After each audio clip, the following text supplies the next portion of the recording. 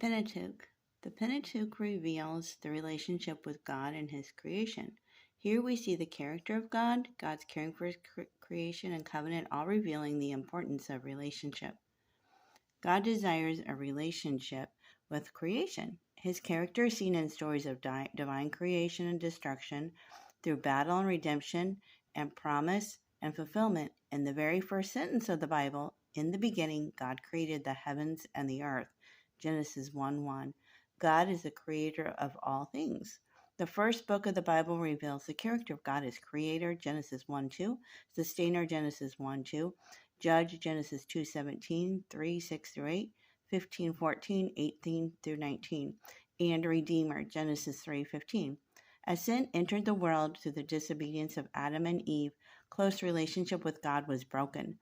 God in His mercy and His grace gave judgment, yet clothed them as He sent them out of the Garden of Eden.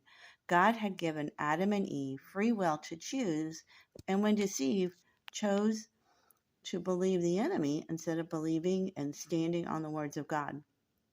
All through the Bible, God seeks to establish a relationship with His people, showing love and faithfulness even when He was rejected and forgotten. Exodus also reveals God's character as sustainer, judge, redeemer, deliverer, as well as His desire for relationship with people. In Exodus 1-5, we read of the Israelites being oppressed and in slavery. In Exodus 3:14, we read how God gives His name as I am, the personal, eternal, and all-sufficient aspects of His nature and character. God said to Moses, I am who I am. This is what you are to say to the Israelites. I am sent me to you. Here God is revealing His character through His name. In Exodus 6:6 we read, Say therefore to the people of Israel, I am the Lord, and I will bring you out from under the burdens of the Egyptians, and I will deliver you from slavery to them, and I will redeem you with an outstretched arm and with great acts of judgment. Through Exodus 6-20, we see God redeeming people through the Passover, Exodus 12, and the sealing of the covenant, Exodus 20. One important outcome of the covenant agreement between God and Israel was the presence of God, seen especially in the wilderness wandering. The tabernacle, Exodus 25-40, was also designed to symbolize the active presence of God in relationship with His people. The Ten Commandments, Exodus 20, also shows the character of God and His plan for how the Israelites should live. In Leviticus, God's holiness is highlighted. Leviticus 11:44 says, I am the Lord your God. Consecrate yourself and be holy because I am holy. This idea of being holy as I am holy is repeated a number of times throughout Leviticus. In 11:44-45, 19 verse 2, 20 verse 7, 26, 22, 31-32. God is loyal. During the desert wanderings, the Israelites complained bitterly, Numbers 10, and lost their faith in God's promise, number 14. Yet God continued to sustain and lead them. In Deuteronomy 6:5, Israel is being commanded to love God. God showed love for Israel by choosing the patriarchs, 4 verse 37, changing Balaam's curse into blessings, 23 verse 5, and will continue to show His love in the future by blessing and multiplying them. 7 verse 13. God cares for His creation. In Genesis 1:26-27, God said, Let us make mankind in our image and our likeness, so that they may rule over the fish of the sea, the birds of the sky, over the livestock and all the wild animals, and over all creatures that move along the ground. We were created in His image, created to reflect God in our thinking and actions, lives, and to serve and care for creation. God then commanded in Genesis 1:28 to be fruitful, increase in number, fill the earth and subdue it, rule over the fish of the sea, the birds of the air, and every living creature that moves on the ground. In Genesis 7, Noah takes care of his family and animals. Noah and his family were then tasked with resettling the land and the animals, ensuring their well-being and preservation. In Leviticus 25, verse 23, the Israelites are reminded that the land is not theirs, but God's, and they are to take care of His property. Deuteronomy 10:14 says, "To the Lord your God belongs to the heavens, even the highest heavens, the earth and everything in it." This also describes God's ownership and caring for creation. The Pentateuch ends with the Israelites about to enter the promised land.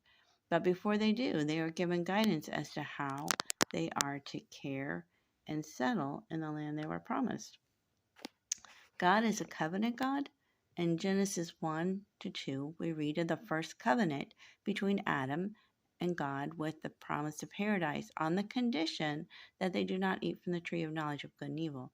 In Genesis 9, 8 to 17, we see an everlasting covenant made between Noah and all creation that God would never destroy the earth again by a flood, with the rainbow being the covenant sign. In Genesis 12, 1 to 3, God makes a conditional promise to Abram that if he were to leave his country, God would make his name great, increase his people into a great nation, give spiritual and material prosperity, and be a blessing to others. Through this covenant, God shows his character and ultimate plan for humankind. God's covenant with Abraham in Genesis 12 through 15 is then repeated to Isaac in Genesis 26. In Exodus, we see the miraculous deliverance of God's people from bondage in Egypt. In Exodus 19 through 24, the covenant promises made in Genesis 15 and 17 with Abraham to make his descendants into a great nation comes to fruition as God reaffirms his agreement with Israel. In Exodus 20, God speaks the Ten Commandments that were meant not only to show how the Israelites should live a holy life in practice, but also the very nature of God. The commandments being a gift of love, grace, and action, inscribed by the finger of God, Exodus 31, 18, 34, 1, and 28. In Leviticus 26, 14 through 45, we read that God cannot and will not break his covenant promise with the Israelites. Even after the Israelites broke their side of the covenant, experiencing the worst consequences of the covenant curses, there was still restoration if they repented.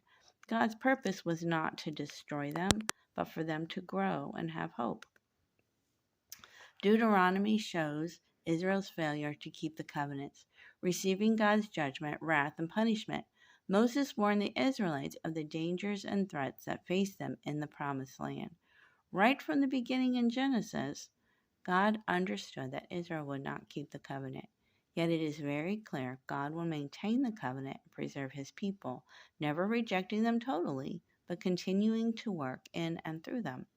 Deuteronomy 30 shows that even though the covenants had been broken, there was still hope and restoration. God reveals himself through each of the covenants through grace and faithfulness. Each of the covenants in the Pentateuch marks the importance of God's covenantal relationship with Israel. We see his grace and faithfulness, even in man's unfaithfulness. The Pentateuch is the story of our relationship with God and his creation. It contains the highs, the lows, the rebellion, the positive, the negative experience that being in a relationship brings. Throughout the Pentateuch, we see man sin time and time again. Yet God stands true to his covenants, willing to do whatever it takes to make that relationship work.